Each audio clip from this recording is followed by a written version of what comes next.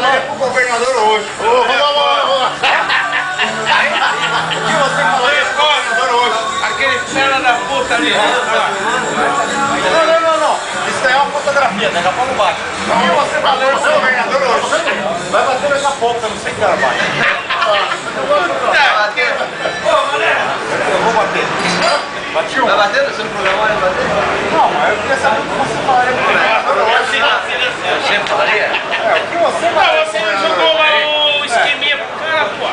Seria ele pelo que tem feito, pelo Linha Verde do Eldorado, pelo apoio que tem dado, pelo que tem dado o nosso agrônomo Eduardo Santos, pela equipe técnica da Linha Verde.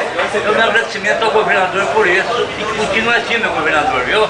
Continue nos dando apoio que nós retribuiremos com o nosso trabalho. Tá gravado aí, tá gravado?